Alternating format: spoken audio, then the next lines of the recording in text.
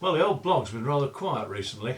That is simply because I've been under great pressure of work. I've been finishing off a new book that I've been writing, which is a textbook for ocean skippers. It's sort of Ocean Yachtmaster thing really, but we're not allowed to call it that because the RAA have patented the name, but that's essentially what it is. But it talks right across the board really about the experience I've had on the oceans over the years, and how my early years particularly have varied massively from what's going on today. It really is a different world. The book's up to date, of course, because that's the way it has to be, but I do occasionally refer back to the old days, and I think about the days when Sari, this lovely little boat, sailed away to Brazil with Ros and me in 1973 or 4, I think it was. What a time we had, you know. This boat had virtually no electricity on board. For over a year she had no engine of any sort, and we were cruising her. We sailed her from Rio to the West Indies without an engine, and then from the West Indies up to America. We got the engine going for a short while in the States and sailed her up or motored her up the Intracoastal Waterway, and then we had to sail back across the North Atlantic with no engine again, and at the end of that I had to take my Yachtmaster exam because I was losing work because I didn't have a ticket, and I did that with no engine as well. So the old boat was absolutely glorious. She was a great sailing boat. She was a real Colin Archer, and we came through some of the worst weather in our lives in that boat. One particular storm in the North Atlantic that hit us, we were coming home from Nova Scotia very late in the year. I'd been doing a little bit of fishing up there and trying to make ends meet and have a little bit of cash for when we got home, and we finally sailed at the end of September. So it was October when we were crossing, and we got really hammered. We had 2 big storms, but the biggest of them happened about, I suppose, about 500 miles west of Ireland, and there were huge seas, 40-foot seas running, as big as, way higher than this house, just marching down all the way from America, and us hunkered down there hoping it was going to go away. We tried heaving to for a while, but we couldn't carry canvas because we had canvas sails. So we literally couldn't carry canvas because they were going to blow out of the bolt ropes. It was blowing so hard.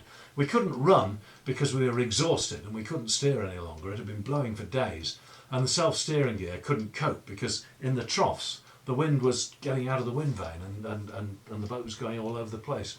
So after one of these little debacles with the wind vane, she ended up lying a hull sideways onto the wind and the seas. And now in a modern boat, if you do that, it is literally suicide. The boat is going to get rolled over for sure. You just don't do it. But with this boat, this was a Norwegian pilot cutter, a boat built for hard weather, and she took it. It was absolutely remarkable. We hunkered in down below, we lay on the cabin sole because the bunks were out of the question, and we just let her take it. The books all came flying out of the bookshelves, things were going all over the place. We took a couple of knockdowns, but I don't think the mast ever went in the water. And then there was a horrible bang from aft and everything seemed to go to pieces, and there was a lot of clatter. This was just after it got dark, and what had happened was this. This is the tiller from Sari, and well, as you see here, it snapped off like an old carrot, and I'd made a mistake. I'd lashed the tiller amidships, and that was a bad idea. Because I'm sorry, I hadn't lashed it amidships. I'd lashed it down to leeward, thinking that perhaps she'd round up a little bit and take the seas on the shoulder.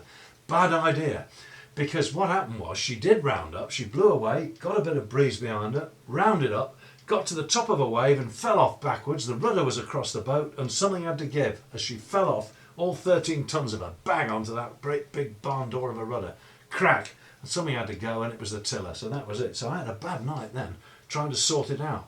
I had to secure the rudder, which was banging around and was going to damage itself and possibly fall off, and that would have been really, really serious.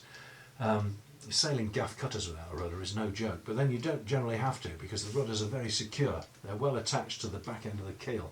But this one was flapping about. I could see the rudder head because it's stuck up at the back of the boat. You can see it here, just poking up. There's the old self-steering gear. And there was a square hole in the top of the rudder, and as you see, the top of the tiller is squared. It's actually been planed down quite a lot, and that was me at 3 o'clock in the morning because I couldn't get it back in. It would not go because of everything had swollen up and things were out of sight. Also, I had to get a wedge in somehow to hold it. So in the end, I managed to bang the remains of the old out with a chisel and a big hammer and everything else. I shoved it back in, and it was because I'd lost the end of it. It was too big that way, and it was too small this way. It just wouldn't work. and it was flapping about, and it was graunching and crashing, and it was going to break. It was something horrible was going to happen. So in the end, I suddenly thought, well, why try and be precious about this with little wedges and things? You're wasting your time here. There were waves breaking over me. I'm hanging over the back of the boat. There's nothing to hold on to much at all. And Roz is holding me on by hanging on to my wellies. It was pretty desperate, really. And so I shoved it back into the top of the rudder, and I got some 6-inch nails, great big old nails, and I banged them through the whole shooting match. And here's where the nails hit. Look, you can see the black marks where they went rusty. I banged them through and I bent the ends over. And that did it. That secured the tiller.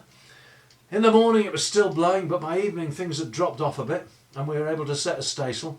And we ran away, and we arrived in Ireland safe and sound. We'd had more damage, and I might talk about that another time, but the old boat held up. And that was it. So this old tiller, lovely old thing, isn't it? Nice work on the end of it. This is my old pal, and it's secured over the top of Roz's desk over there to remind us every day that however bad things seem here, they could be worse. Maybe it's the same for you. See you later.